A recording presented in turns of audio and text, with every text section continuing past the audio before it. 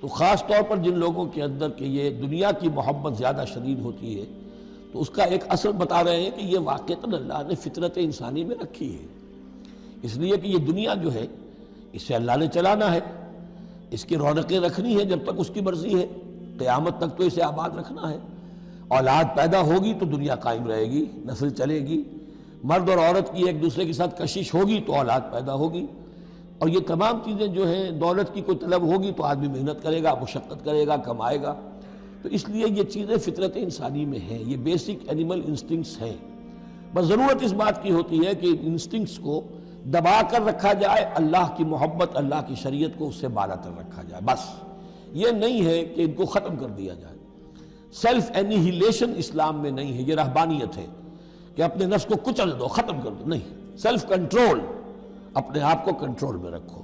یہ منہ زور گھوڑا ہے نفس انسانی کا، لیکن جتنا طاقتور گھوڑا ہوگا اتنا ہی آپ کے لیے تیز دوڑنا جو ہے وہ آسان ہوگا، لیکن جتنا منہ زور اور طاقتور گھوڑا ہے اتنا ہی اسے قابو میں رکھنے کی ضرورت بھی ہے، ورنہ اگر اس کے رحم و کرم پر سوار آ گیا تو جہاں چاہے گا پٹخنی دے دے گا۔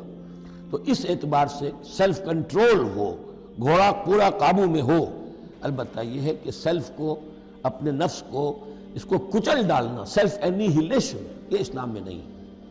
زُیِّنَ لِلنَّاسِ حُبُّ الشَّهَوَاتِ مِنَ النِّسَاءِ، مزین کر دی گئی ہے لوگوں کے لیے ایک تو محبت جو ہے، شہوت کی محبت خواتین کے بارے میں، لیکن یہ کہ واقعتاً یہ حضور نے بھی فرمایا ہے صلی اللہ علیہ وسلم، ما ترکت بعدی فتنة اضر علی الرجال من النساء، میرے بعد اب مردوں کے لیے عورتوں کے فتنے سے بڑا فتنہ اور کوئی نہیں ہے۔ ان کی محبت جو ہے وہ انسان کو کہاں سے کہاں لے جاتی ہے۔ بلعام بن باورا یہود کے اندر ایک بہت بڑا عالم اور فاضل شخص تھا، ایک عورت کے چکر میں آ کر اور وہ شیطان کا پیرو بن گیا، وہ قصہ آئے گا سورہ اعراف کے اندر۔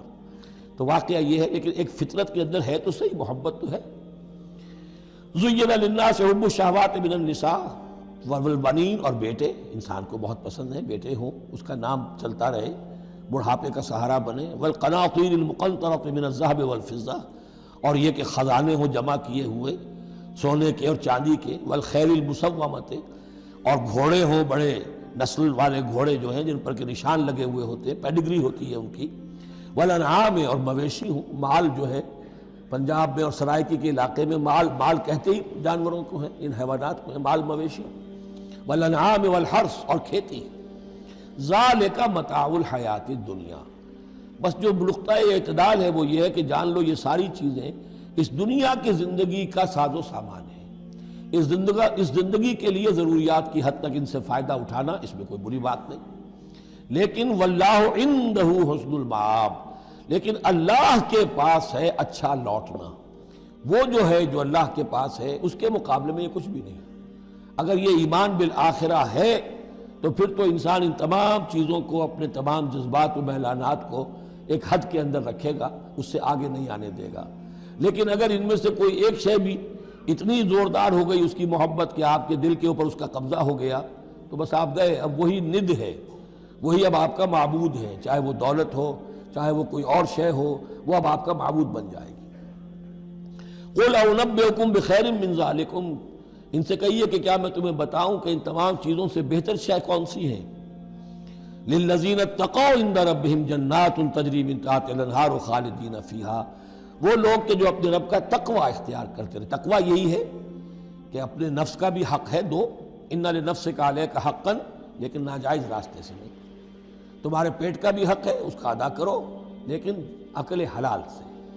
تمہاری اولاد کا تم پر حق ہے، اِنَّ لِنَفْسِكَ عَلَيْكَ حَقًّا وَإِنَّ لِزَوْجِكَ عَلَيْكَ حَقًّا وَإِنَّ لِزَوْرِكَ عَلَيْكَ حَقًّا، تمہارے ملاقاتی آتے ہیں ان کا بھی تم پر حق ہے، وہ حقوق ادا کرو، لیکن اللہ سے اوپر کسی حق کو فائق نہ کر دینا، بس یہ ہے اصل بات۔ دین کی بات پھیلانا صدقہ جاریہ ہے، ثواب کی نیت سے ویڈیو کو شیئر ضرور کیجیے۔ جزاک اللہ۔